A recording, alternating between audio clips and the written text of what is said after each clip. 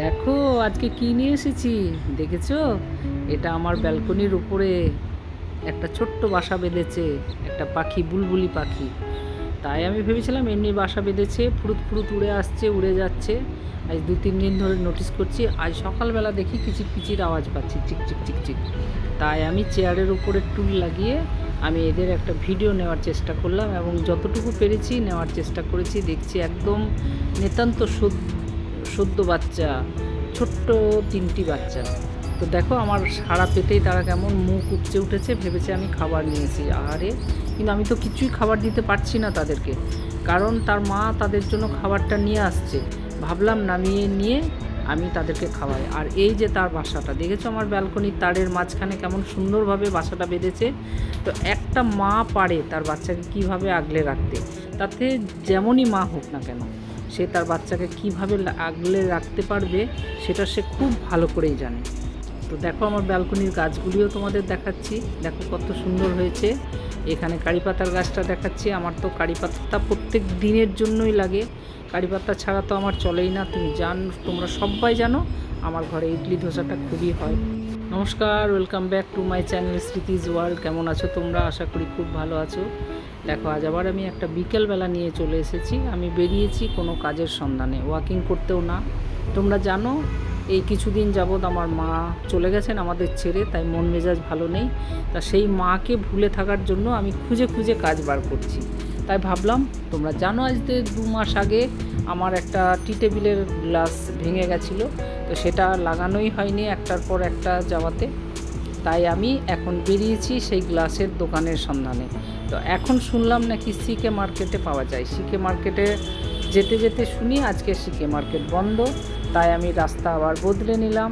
এখন আমি সল্টলেক সেক্টর 3-র দিকে না গিয়ে আমি যাচ্ছি মহিষবাথানের দিকে। বললো মহিষবাথানে লাস্ট একটা গ্লাসের দোকান আছে। দেখো যেতে যেতে আমি সেক্টর 5-এরও কিছু দৃশ্য তোমাদের দেখাচ্ছি। এটা আমার বাড়ির জাস্ট সামনেই টেকনোপলিস, সবাই চেনো। তাই টেকনোপলিসের সামনের রাস্তাটা দেখো, মেট্রো লাইন কত সুন্দরভাবে হয়ে গেছে, সুন্দর লাগছে না দেখতে?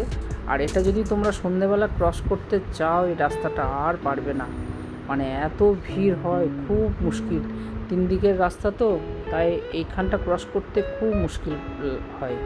আমার তো ভীষণই ভয় পাই এখন ওই লাইটের ছটা পড়ে চশমার মধ্যে, তাই। তো দেখো কত সুন্দর লাগছে।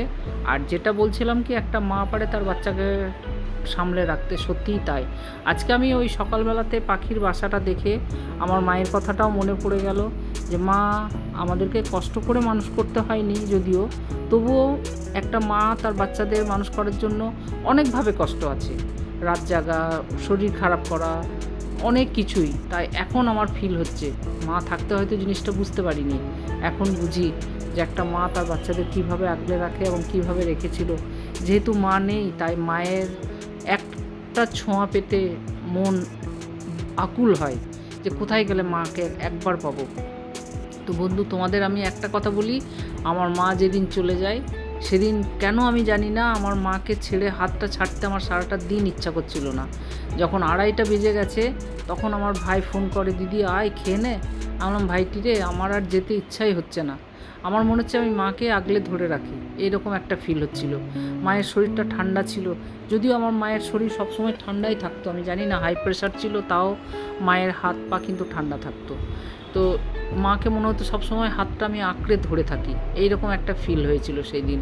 তাই আমি ভাবছি, সেই মা তো আমাদেরকে ওইভাবে আঁকড়ে রেখেছিল ছোটোবেলাটায়। তাই আমরা কোনো কিচ্ছু বুঝতেই পারিনি, আমরা কিভাবে বড় হলাম, কিভাবে শ্বশুরবাড়ি গেলাম। আর একটা মা তার বাচ্চার মনের কথা বুঝতে পারে। আমার মন খারাপ থাকলে আমার মা বুঝে যেত যে হ্যাঁ বেটা, তোর মনটা খারাপ। দেখো আমি সেই খুঁজতে খুঁজতে কিন্তু গ্লাসের দোকানে এসে গেছি। দেখেছো, এটা হচ্ছে গ্লাসের দোকান। বাবা, যা রেট, আমার শুনে মাথা খারাপ হয়ে গেল। আমি যখন গ্লাসটা কিনেছিলাম ব্যাঙ্গালোরে, মাত্র 300 টাকায় গ্লাসটা কিনেছিলাম। আর আজ সেম রেটেরই সেম সাইজের একটা গ্লাস নিচ্ছি, সরি রেট না, সেম সাইজের একটা গ্লাস নিচ্ছি, সেটার দাম বলছে 2500 টাকা। তো দেখো, দেখতে দেখতে আমি সেই লেকের ধারে এসে গেছি। তোমরা এই লেকটা সবার চেনা, অনেকবার ভিডিও লাগিয়েছি বা দেখিয়েছি। দেখো কত সুন্দর, বাইরে একটা হাওয়া দিচ্ছে না, কত সুন্দর একটা পরিবেশ। দেখেছো মেঘ কেমন আকৃষ্ট হয়ে এসেছে, যেন এই যেন বৃষ্টি ঝরে পড়লো, কিন্তু বৃষ্টির দেখা নেই। সবার দেখা আছে, সেই একটা গান আছে না, তোমার দেখা নাই রে তোমার দেখা নাই। তো দেখো আমি শিব মন্দিরে এসে গেছি।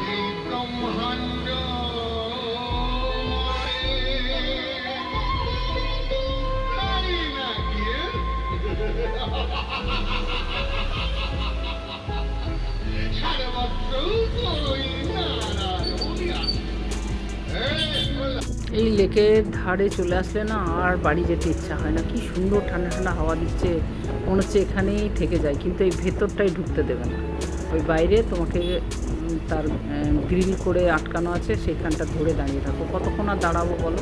দেখো কত সুন্দর এই ওয়েদারে, এত গরমের ওয়েদারে এই হাওয়াটা সত্যি কলকাতার জন্য খুবই আকুল করা হাওয়া। তো দেখো আমি রাস্তায় যেতে যেতে তোমাদের একটা ভিডিও দেখাচ্ছি। এই রাস্তাটা আমি যখন ফ্ল্যাট খুঁজতে বেরিয়েছিলাম 2015-16 কথা বলছি, তখন এটা কেমন কাঁচা মাটির রাস্তা ছিল জঙ্গলের মাঝে। আর আজকে দেখো এই রাস্তাটা কত সুন্দর, কত উন্নত।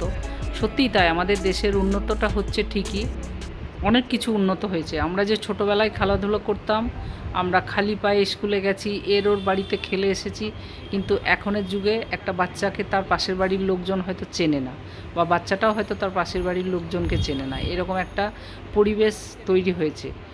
কি করা যায়? কিছু করার নেই। যুগ চেঞ্জ, পরিবেশ চেঞ্জ, সমস্ত কিছুই চেঞ্জের দিন চলে এসেছে। তাই দেখো এই 8 বছরের মাথায় রাস্তাটারও কত চেঞ্জ, তাই না?